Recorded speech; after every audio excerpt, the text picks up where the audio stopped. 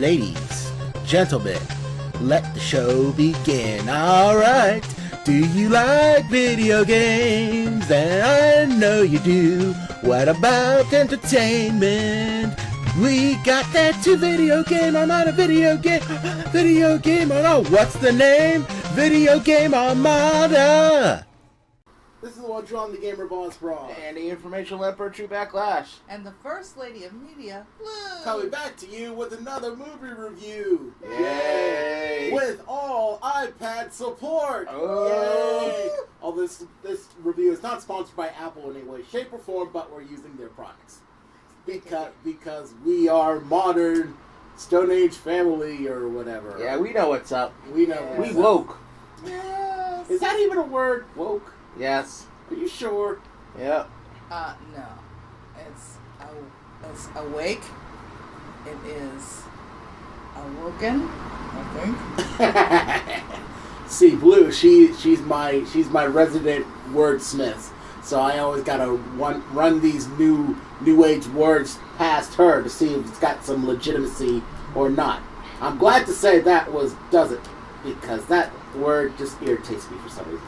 Anywho, let's stop talking about stupid wordplay and more. What about the movie watch, which was Pacific Rim Uprising, where mechs fight giant monsters in Japan, as it should be.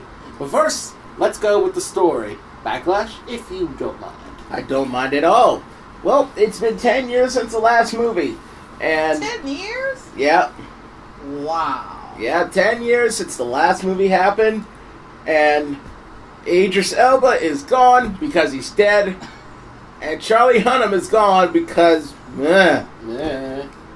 get John Boyega, a.k.a. Finn from the new Star Wars movies. He plays Idris Elba's actual son.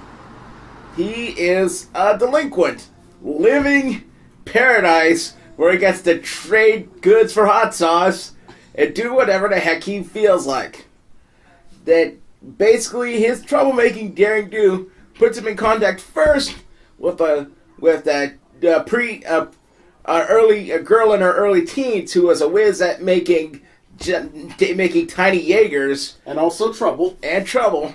And then with his old buddies at the military group that fought the Kaiju in the first place. So basically that all leads them to the Shao Corporation, who wants to make fighting Jaegers that may and or may not come back. Fighting Kaiju that may and or may not come back with drones. And by drones, they mean people piloting with their brains like the gold people in Guardians of the Galaxy, not actual computers. Yeah. But Gadzooks, there is trouble afoot. There's a plot deep in the movie that is full of spoilers if I said anything. But it is set to bring trouble back to poor old Earth. Oh, poor Earth. And poor Japan and or any Asian countries. Oh, yeah. Because they're always getting harassed by giant otherworldly beasts. I don't get that. Stuff like that should happen all over the world, but to them, most definitely, all the time. In America, we got corporate intrigue and spies and homegrown terrorists and greedy whitey, but never big giant monsters. So, I guess every country has their little problems. Let's move on to the goods, because there are quite a bit. First of all, big giant robot action. You gotta love it. It's in the daytime, so you can actually see that. Ooh. A lot of CG movies do things at night because either they're not confident in their technology, or, it's cheaper to animate things at nighttime setting, or whiny people who say, oh, I don't like CG, get it out of my way, do it at night to, make sure they don't, highlight their flaws, whatever. Not in this. You get plenty of daytime fight scenes and all glorious, high-octane, laser saw, plasma cannon, electro whip, mace, style action. Rockets. Gatling guns. glares, Gatling guns. I wanted more Gatling guns. They had interesting turrets, don't get me wrong. But Gatling guns equal happiness, in my opinion. And the beasts were also very beastly. You know, they were ripping things to parts. They didn't even care, tearing through buildings, slamming up these Jaegers, tearing them apart like a wild animal. That's what you expect, you know? Also, I enjoyed the characters. Now, I'm not saying that all the characters are going to stand out. Some don't, which I'll leave in my bads, but the ones that do. What's his name? John Boyega? John Boyega. John Boyega. He was a very good character. His self-deprecating humor was pretty good. It had its funny points. Who was the woman who was in the original film? The sister, the adopted sister. Her name is Rinku Kikuchi, but the name she went by was Mako Mori. Mako Mori makes a return, and I'm glad for that, because Idris Elba didn't come back. Idris. Idris. Yeah, Stacker Pentecost. It's like ID. Idris. Stacker Idris didn't come back for some reason, because I might be wrong out there. He didn't die in the film. I could be told. I could be totally wrong. However, no, they explain. He didn't die in the film allegedly, but apparently he died somewhere between off-screenitis. Yeah. Okay, that explains it. But yeah, I'm glad she came back to have some legitimacy. The two scientists also came back. Newt and Gottlieb. Yeah, you know they definitely had some good screen time and good chemistry. You know, between comic relief and wacky, crazy scientists. Yep. You know, so there's that. Let's see. What's their kid? The one kid's name? One kid's name? Which one? Who made the Scrapper? Yeah, the made the Scrapper. Spoiler alert. Sorry. Not much of a spoiler because it was in the beginning of the movie. I know, but it's still sort of reference stuff. You know. Armada. She was good too. She's an up and comer, I think, in the series. We'll see if she has any acting chops in anything else. And of course, the biggest star, the Jaegers. I know I talked about that before, but I like their dynamic, movements that made you believe that, yeah, I could believe this 100-story war machine could tangle with a giant demonic horn demon from the other Outlands. All right. I don't want to hog up all the time. Do you guys have any goods for me? Yeah, I actually do have a lot of goods. And in answer to your question, yeah, according to our technology, it does indicate that Idris Elba did die at the end of the first movie. Really? I don't remember that. I know. It's like really funny I'm how getting that forgetful in happens. my old age. No, actually, I kind of had the same feeling about it that you did. I didn't remember that happening. But in the meantime, I did like the fact that it did have so many mech on mech action, and in the movie it's referred to as Jaegers, but we all know them commonly and love them as mechs. Just so cool seeing all of this kind of thing take place. Almost, reminiscent of, what is it?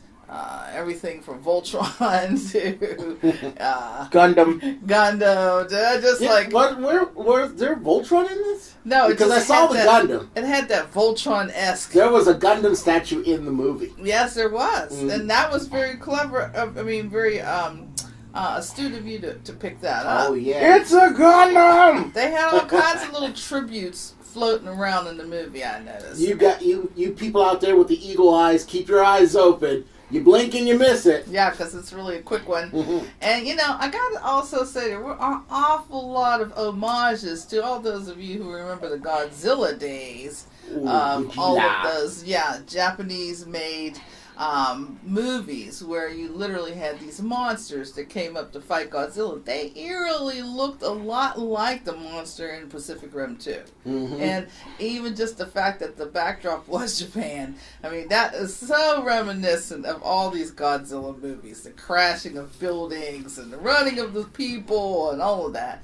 But I love the fact that you get to see so much action. I mean, it wasn't just a little bit of action, followed by a lot of dialogue, a little bit of action, followed by a lot of dialogue. No, it was quite the opposite. It was a little bit of dialogue, followed by a whole bunch of action. Yes. And that I really enjoyed. So, it kept you on the edge of your seat a lot of the times because you weren't quite sure where these fights were going to take you. Like, is this going to be something where, there's no more mechs now, or there's more mechs, or are these mechs going to make it, or are these people going to make it in the mechs? I mean, everything was like, kept you like in suspense, and I kind of appreciate that. So, I've never been that guy to care about too many say a feature movie, like if the monster is a feature, they didn't have too many people in the monster movie, or if it was all about Transformers, for example, and that there was more human face time than Transformers. I've never been that guy. And as far as I know, there's all parts to a movie, and whether it has robots, humans, monsters, aliens, unicorns, as long as the film is good, it doesn't matter who takes center stage. But that being said, like you said, I really did appreciate all the robot fighting, because this is exactly Rock'em Sock'em giant robots versus monsters. And that's really why I went to go see the movie, because I wanted to see more of that kind of stuff. Uh-huh. I would have certainly liked to have seen more of Idris Elba. Again, I'm very surprised he didn't show up. I mean, if he did die in the the first film, then that's on me for not paying attention. But I was kind of hoping he'd at least show up in a flashback or something. Well, I'll absolutely save that as part of my bets. Okay. But we'll save that for the actual bets. I'm sorry. Continue on. That's all good. And pretty much that, the other thing that I have to say I did like about the movie, and it's a nitpick, but I liked it nonetheless, it's really kind of like it was like a We Are the World kind of thing. It was a little bit of every nationality represented. Take that, Hollywood. It's so not everything is whitewashed. And women. yeah, women. They did their homework. They got their share of stuff. You can't say that anyone of any color was race lifted because they're all the characters from the first movie were the same race and maybe same actor. And you can't say that Asians are left out, or Hispanics and Latinos are left out. You can't even say Russians are left out at this point. Or Hindu Indians. No, right. You kind of got a little bit of everybody. Yeah, everybody. That's right. So that was cool. I like that part. And I also like the fact that, when you got the storyline down, and I don't want to do this with any spoiler, but once you really get to the point what the plot is, then it did allow the characters to kind of slide into their respective roles, so that you could identify with who's who. The first one to start off, you really weren't quite sure where this was going to land, because you didn't know what the primary character was going to be. But again, I'll pick up on that on my bass, because there's some thoughts on that too. Mm-hmm. Okay, I'm done there. And one more good for me before I pass it on to Backlash, who probably got a few goods on his for his own, is that I definitely like the bad guy in this. You didn't see it coming. Nope. I've played a lot of video games and watched a lot of movies, so you can kind of tell who's going to be the bad guy. And I'll tell you this right now, you can't guess it, don't even try. No. Because you won't see it coming. No, and that's probably made for a better movie, I think. Yes. And if you guys look it up, and then you go to the movies and say, oh, I knew he was, or she was, or they was, or it was going to be the bad guy, then you're totally cheating. Yes. Bad. Stand in the corner for cheating. Okay, I'm back. Go ahead. To start off with, to go with your point there, I'll say this before I get to the rest of my goods. They did make a couple hints who the true bad guy is. But once you realize in a movie who you say who the bad guy is, all that stuff makes sense. It's like, oh no, that makes sense. And, okay, so that being said, this movie is totally better than the first one. Yo, you liked it that much, huh? Yes. Okay, I would debate that, but go ahead. Well, here's my thing. I'm not a difficult man to please. if you've been watching List long enough, you know I've given good marks to all the Transformers movies, even though they get dogged out, to the Green Lantern movie, even though a lot of people seem not to like that, to the Green Hornet movie, to see people saying it's a mess. I'm not hard to please. That's to start with, but you give me some action. You give me a story you can understand and action. You give me something that's done well, a movie that's done well with those prerequisites. I'm gonna love you, and that's not only did it, but it made sure that you understood what John Boyega's character Jake was going through and what his role in it was the movie. It gave you an opportunity to give you all this glorious action. The CG was good. And again, that CG doesn't bother me, even if it's crappy. As long as it serves the story, I don't care. But it really was amazing. And these fights, I felt bad because these are whole cities. It's like Power Rangers, but it was glorious. Mm-hmm. To see all that wanton destruction. It's like, dang, dude. We'll see if there's any whiners saying that all these people got hurt and the cities got destroyed. Where was Superman? Oh, where was Superman? Yeah. And then, they did bring back, Mako, which is good that they had. They thought it's like I was thinking, is anyone here from the last movie? They got Mako and then Newt and Gottlieb. People started coming back, but Stacker Pentecost, the Idris Elba wasn't there. Charlie Hunnam's character wasn't there. Apparently, this was a book series. In the book, Hannibal Chang, aka Ron Perlman, was dead, but in the movie, he was alive. He didn't come back. But that was very good. This movie did not mince words. There was no filler whatsoever. It either give you relevant plot or action. It's like, yeah! And the Jaegers were amazing in this movie. And it was so good there. No bad parts, you know? Good. It was light on comedy, but the comedy was very good. And it was very creative in some of the decisions they made. Near the end of the movie, you had a couple of characters trying to figure out, how am I going to catch up to the bad guy? They're almost to the MacGuffin that's going to destroy the world. And it's like, wait a minute, what if we do this? It's like, how are we going to do this? Let's do this and just attach this thing here. It's like, okay, that's pretty good. It's like, you never would have thought of that, you know? And it just, I mean, again, I'm not that hard to please, but to get to why I think this movie was better, so I can at least flesh that out. Mm-hmm. The first movie, it felt like an underdog. You had Charlie Hunnam. He was known from Son of Anarchy.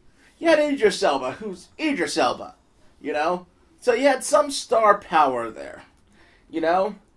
You gave us a story, but most of those characters were such jobbers. You know, they were just getting whacked by the kaiju left and right. And, you know, and the way they set the story was good. Here you have a bit more character development. Yeah, you still have some jobbers, admittedly, but most of the characters felt more important than the rest of these Jaeger pilots. You know, the characters that they had from the first movie come back. The Jaeger pilots that they did have felt like, you know, you cared about them a lot more than the other ones. And you cared about these characters a lot more. And that goes a lot with John Boyega's performance. And Scott Eastwood, he was okay. You know, his character, John Boyega's partner in the Jaeger, he wasn't the most entertaining. But I thought Scott Eastwood played that well to the hilt. He kind of felt like Cyclops from the X-Men movies. But he also felt like a really nice guy. You know, he wasn't a tool. He was just very militaristic, but he understood what John Boyega's character was coming from. And, you know, when someone bit the dust, there was a lot more weight to it, you know? Mm-hmm. Yeah. And what stopped these Jaeger pilots from being such jobbers is, I'll just go out and say it. Like I said, we imply that there are going to be kaiju fights here, but there were no kaiju fights for 10 years. that the way they get back, it's definitely a spoiler, but there wasn't a lot of kaiju there. You know, they didn't have to deal with kaiju. They just had to deal with a few, and that's good. You're giving the resistance, you're giving these soldiers a fighting chance to show how awesome they are, and it worked.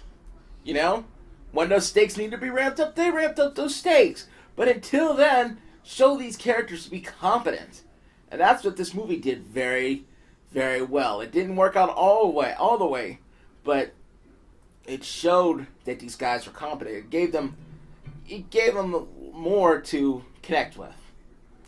Well, you know, I know that Boss Bronze probably has some things to say, but I just have to say, for me, I didn't totally concur with all of that, only because I found that with the first Pacific Rim movie, they had a much harder job. They needed to flesh out the storyline. They needed to make it clear to the audience who they were, what they were, and it was a really gray area because Pacific Rim was something that really wasn't a thing, you know, so they really had a tougher job. Yes, they did have Idris Elba, which was wonderful, and I think it really was an Idris Elba movie.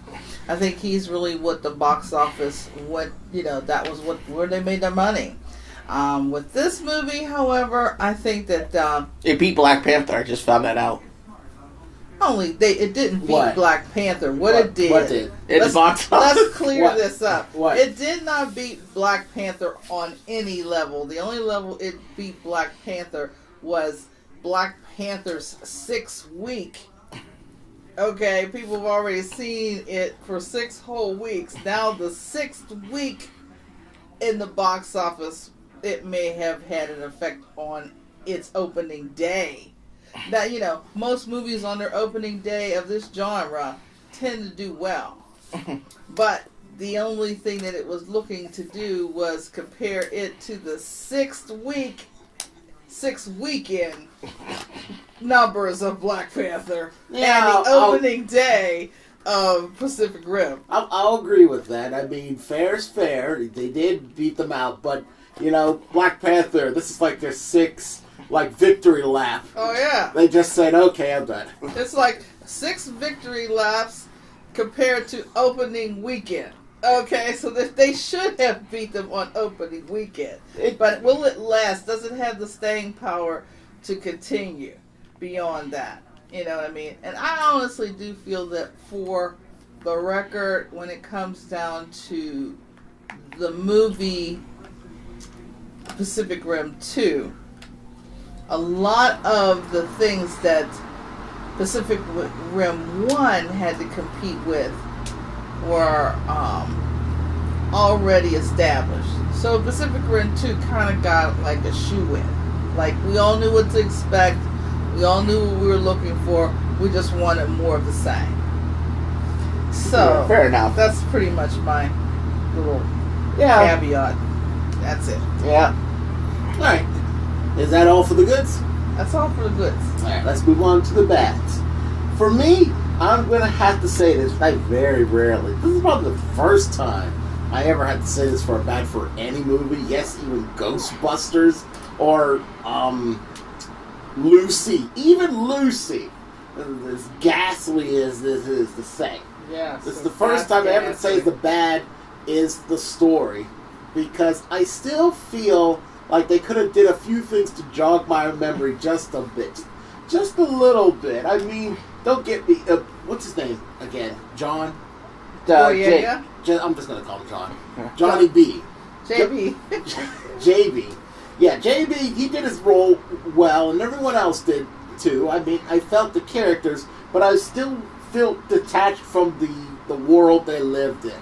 I need to see, like, the first movie did the world they lived in quite well, with the whole Jaegers and, like, Kaiju and everyone living in this crazy happenstance. We saw underground, like, crime lords and upper echelons of government functionality and corporations in between.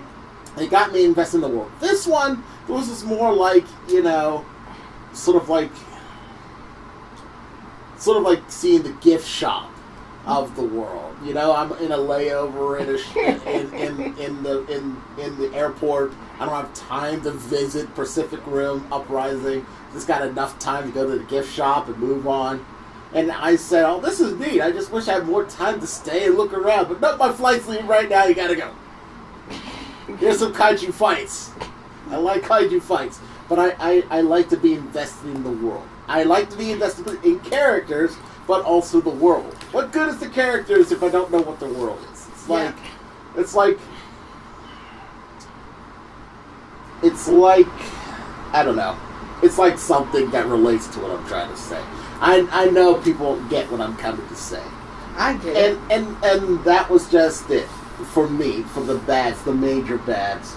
I guess the only other, not irritating, but, missing component in, like, this movie for me, and this is the only other thing I can think, is that even though the bad guy reveal in this movie was excellent, I still wanted to know about the bad guy's side of this. Like, they revealed it in the first movie. I kind of wanted to know what their deal was from the first movie bad guy, instead of like, oh, these guys created Kaiju for reasons. So I wanted to know what those reasons are, and who are they, or what the deal is. I understood it. They pretty much said it. Look, even Independence Day had a reason for why they wanted to invade the Earth. They wanted it for the resources, and they say kill all humans to do that. These guys want to kill all humans for reasons. I don't know what those reasons are. They said, it's kind of a spoiler, but they... Did I blow your brain? No, I'll say it like this. Earth, look, Earth is the center of the universe in most comic book worlds, okay? It's a good place to chill. Let's put it like that. But did they say that in this movie we were watching? Yes, Blue, did you see that? Well, here's the thing. Yes, I did see it, but I still didn't think it was... I didn't think it was elevated enough. I mean, they may have made it like an afterthought when they mentioned it. Or it was like a one-liner. That's all they said. That's all they demonstrated. And they didn't even have any graphics to back up that statement. It wasn't like you didn't get a backstory. You didn't get nothing. They had a graphic. They had a graphic in the base. They showed what would happen if the villains finished their plot in this movie.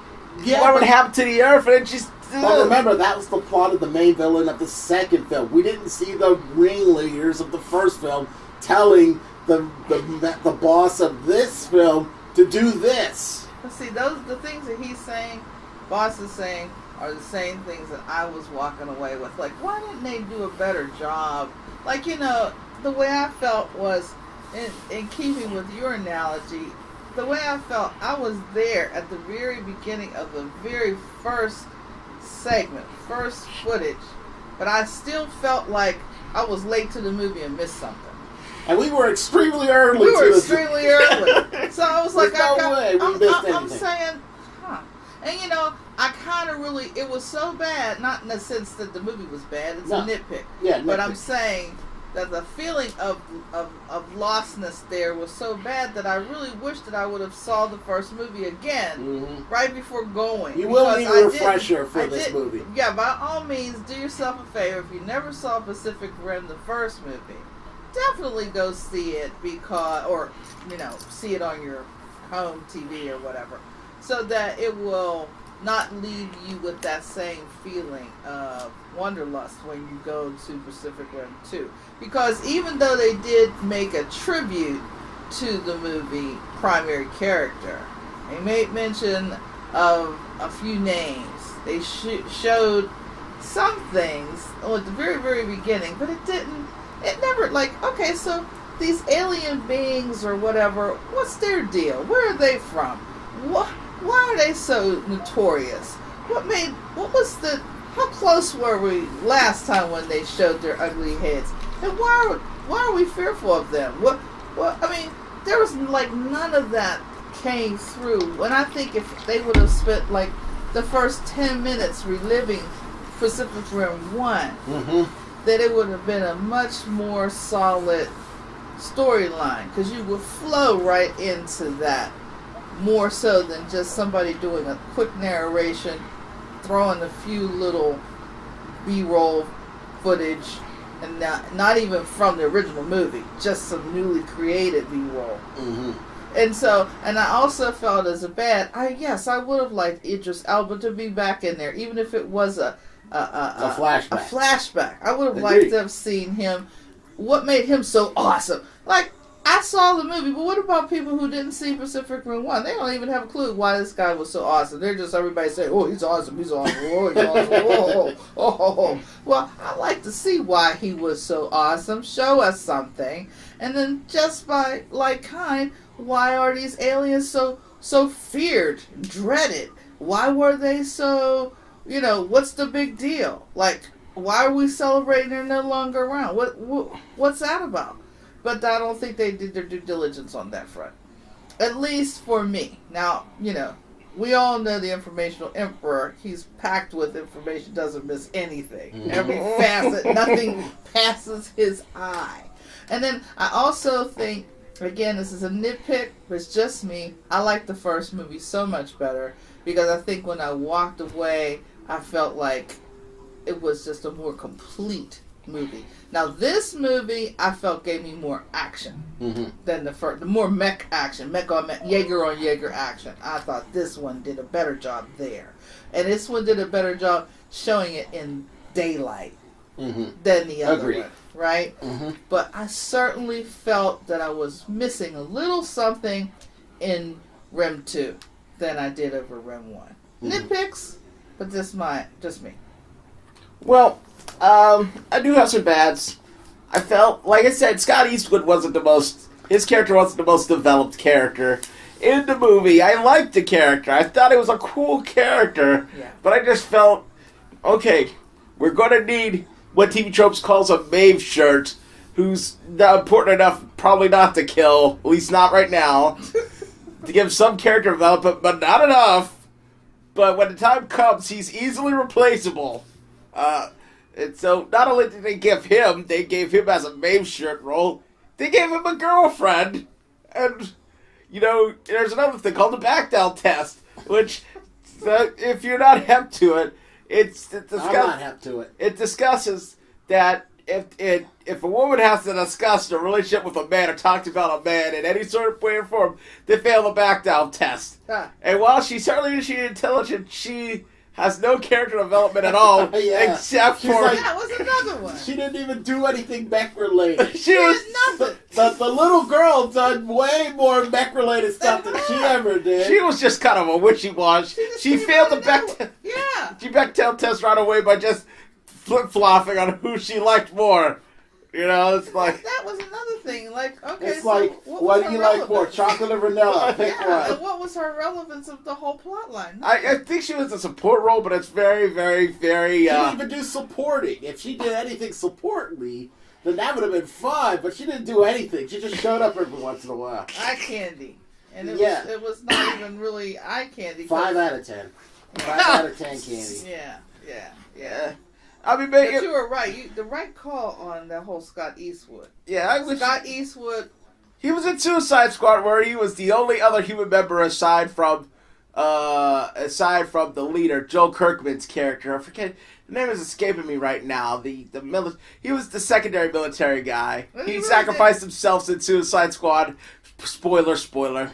But he wasn't that important. Scott Eastwood, he has a bright future ahead of him. Yes. I think he's moving his way up, kind of like... Yes. I don't know if I look, he's in hot water right now, but I'm going to have to say it. Ryan Seacrest didn't start out as the head of American Idol, He did a lot of syndicated shows, radio, and game shows before he really hit his mark. I think Scott Eastwood is doing that. He's starting slowly. Trying to get his cred. Put his foot in the door. He might, I don't know if he'll ever be a main, lister, but like his daddy, he might be starting a lot of movies before he's said and done. He'll be his dad as a producer director these days, and the big royalty Hollywoody thing.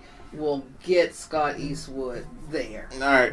These are the training wheel movies for him. Because his Suicide Squad was like, if you blinked, you could have really missed him. You wouldn't even know who he was. Right.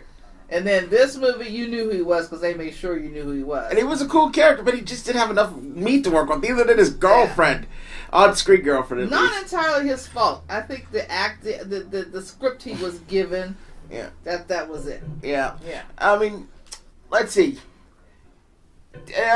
I'll say a spoiler, but it's not a spoiler. Someone from the first movie that makes it to the second movie dies on screen.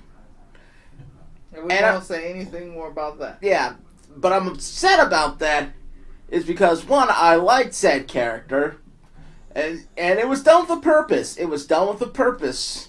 It wasn't the best purpose overall, but it was still done with purpose. But my thinking is this, even though I still feel, even if these are all different actors, I still feel the movie probably would be better than the first. But if you're doing a movie, trying to make people watch, don't get rid of all your original actors. Absolutely. And it's just like, and you were already two people down. Absolutely. 3 people to count Ron Perlman. You know, it's just like, yeah, 3 actors now. Why'd you kill off another? Absolutely. And you know what? It would have made sense. If another, I don't want to spoil, but I mean, Don't spoil. No, I mean, there needed to be a better reason for another character from the original movie than that, is what I'm saying. Yeah. But, you know, it happened. And it's not a nitpick, but at the same time, I understood why they did it. So, it could have been egregious to have that character bite the dust, but, you know. Let's see what else. They gotta work on their word drone, okay? You know, that is a nitpick. It's like, it's not a drone. Yeah. A drone is something that's either controlled by one person, not one Jaeger per person, or controlled by a computer. That's not a drone if you're just Jaegers only being controlled remotely. It's still a Jaeger. It's not... Now, if I might have to put on my nitpick to counter your nitpick, but aren't like those little stupid flying copter drones still called drones, and people still pilot those? Yes, and I could see that, but I think my thing about their usage of the term drones is very misleading, because I would think that the role of drones was actually going to have a role. Well, I don't want to go into it now because that could be considered a spoiler. Yeah. But essentially, I think that when you think of a drone, muddied the waters when they made this grand announcement, like you were actually going to see something happen with drones. You didn't see none of that. and it made, These mechs didn't do that. You saw one dude with a helmet. I know, it looks like some character, some extra from Spaceballs. Yeah, Spaceballs! For real, Yeah. yes. Okay. And when you think of a drone, you think of a bee with barely a mind that just listens to a queen. You don't think it's just... And then they made all this big deal in a plot about, oh no. It's like, without going to get too much spoiler detail, it's like a supermarket chain. And it's just like, you're not replacing them with automated Robots. automated checkout lines. You're replacing them with scabs. It's the same thing. It's the same thing. Why don't you apply to be... Well, you can't apply to be a scab for the same job, but in Pacific Rim, if you're a Jaeger pilot, why don't you just be a drone pilot? Yeah, that makes sense. You know? That's such a non-problem. I said, okay, you pilots, you're moving to the drone sector, which means that you'll be safe and you won't die if something falls apart or blows up. They took her germs. Instead of saying they took her germs, they should have just went to the Shuri school of being grateful and just did it. Yes. You know? And it's like... It was like if you saw Black Panther, hopefully you did. Let's just take a slice from that page. Yeah. You know, you're a pilot. Get in there and do it. I don't know. I'd rather be in an actual plane. Yeah. It's all right. Just get in there. Yeah. You want to live? Get in there. And so, they did that. And I mean, and these movies couldn't have known each other, or they're gonna do that, okay? But you know. I know, but the reality of it is, I think that when people do decisions like that, I think sometimes there's some things on the cutting room floor that we just didn't get to see. Yeah, this is like that whole Whitey period of time where every comic book or sci-fi movie had a little skyward beam or a portal in the center of town, and people kept on whining about that. It's like, shut up! Not all these movies copy each other. I mean, how else are you going to signify an invasion from interdimensional aliens? They're going to come to the front door, doing a little Charleston. Yeah. So yeah, those are my bats. Yeah, well, with all that being said, there's one last bad that I did have, and that has to be, in spite of the fact that I really did enjoy overall the movie, I think that I did have, some mixed ambivalent feelings about the whole who actually is the central character here. We had three potential runoffs. We had John Boyega, Scott Eastwood, and the chick that played the young Scrapper trader chick. I think it was Jake Pentecost, aka John Boyega. I think he was supposed to be the main character because when you look at it, he was the one that had the most focus in the entire movie, whereas Scott Eastwood started off quasi-strong after he got introduced and tapered off. And the pilot, Scrapper pilot, she was focused a lot, but not quite as much as Jake Pentecost. I think it was John Boyega's character, Jake. Right. Yeah.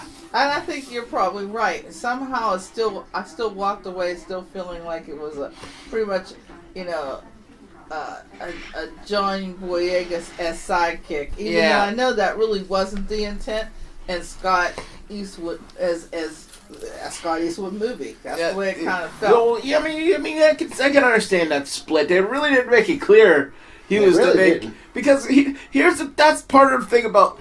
It's not much of a spoiler. They say in two movies. I'm just gonna say this. Yeah. Sorry. The way Jaeger is piloted, except for Scrapper, who appears in the beginning of the movie. You'll see how that one's piloted. You need two people. So if you have two people, you're sharing screen time with someone else.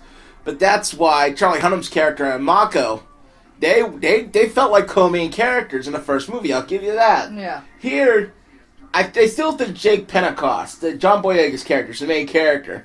But if you're sharing a machine or sharing screen time with either Scott Eastwood or the creator Scrapper, Namani, I think her name is, that could be very confusing. It's like who's the main character? And then they did this in the last movie too. The doctors, you had that buddy comedy with those two doctors. It's like, are they the main character?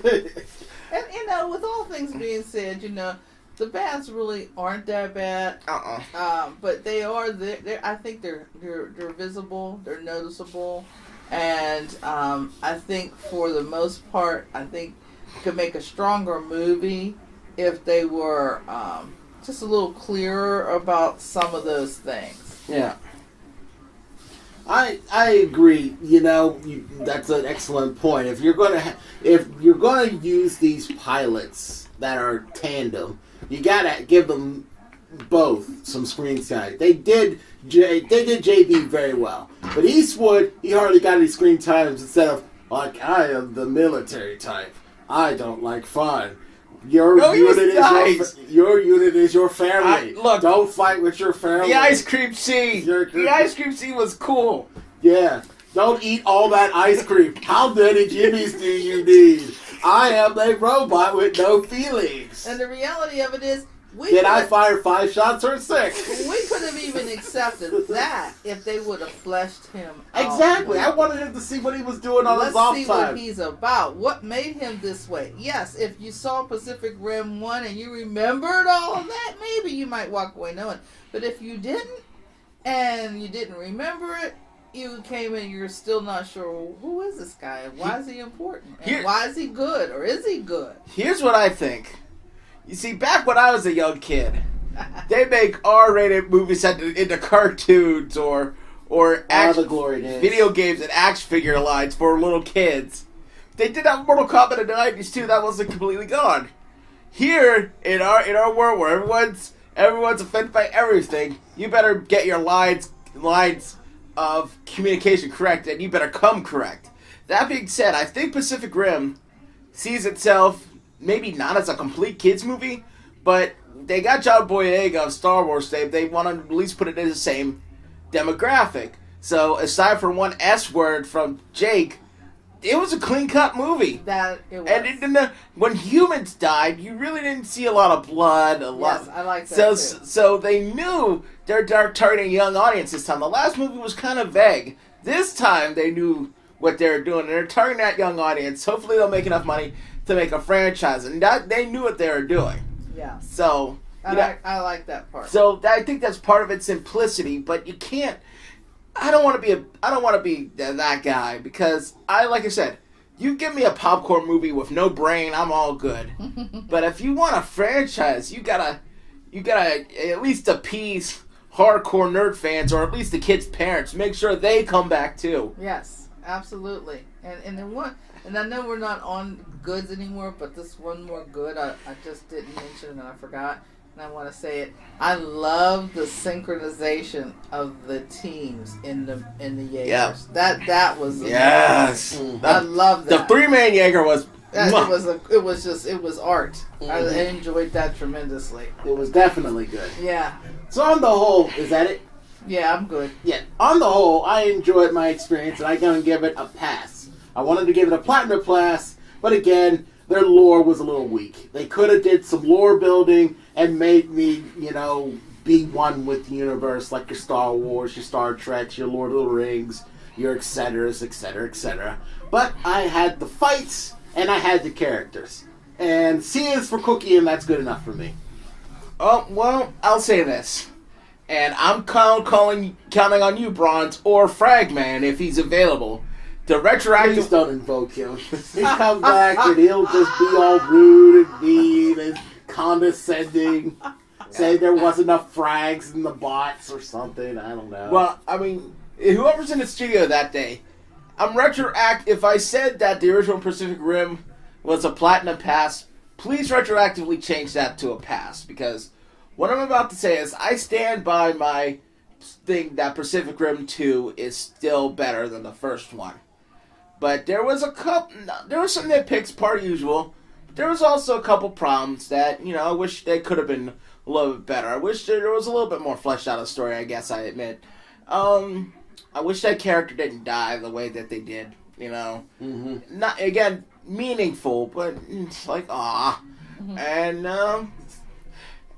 it's not pointless, but it sort of feels that way. Yeah, and you know what? I think, I'm glad, I want to see more of it. I really do, but they got to step up the game, and to where they're going, I think they will. I just hope they don't disappoint with the next one, which they're going to get. They made their box off. They made their production budget back yet. Good. Already. That's good. So, that is good. I like this So series they were to keep 150 going. mil, yeah. Because I love the superheroes genre, and Marvel and DC are doing this. Absolutely. But you need variety. Yes. And Yeah. big, giant, fighting robots is an excellent thing that we don't see as much as we used to. Yes. Or at all, really. If they're going to live up In general. if they're going to live up to their hype, if they're going to keep casting people of different racial ethnicities, if they're going to give Scott Eastwood and his girlfriend more screen time, and if they're going to keep the actors they have overall, I'm down. But for right now, it's just a pass for me. I think you also hit the nail on the head. Keeping the actors, we need that continuity. Yes. We don't want to feel like I think I'm also on the fence there. I definitely like the first movie better.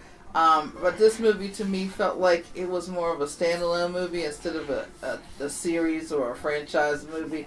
It just didn't feel like it was connected to the first movie in any way. It didn't feel like the same director. It didn't feel like the same actors. It didn't feel like the same script. It kind of loosely had a disjointed plot line that somewhat connected it.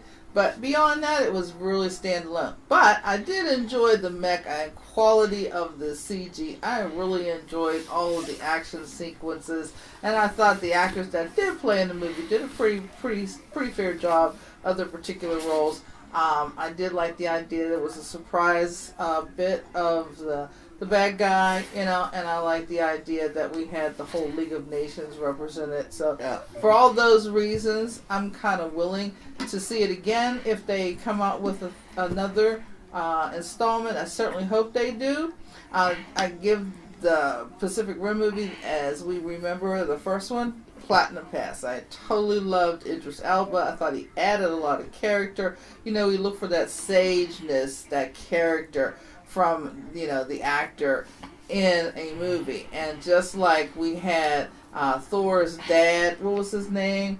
Odin. What was Odin's real name? The actor? Anthony Hopkins. Anthony Hopkins played that strong, sagey guy in Thor, right? We look for that in a lot of these movies, and I really enjoyed seeing Idris Elba in that role here. So I gave it a Platinum Pass for 1, but for Rim 2, I'm going to give it a pass. I think it's a good watch. I didn't regret seeing it, but I think if they bring out a third installment, they need to do a little bit more of their homework in making this cohesive, and definitely bring back these characters so that we can care about what happens to them.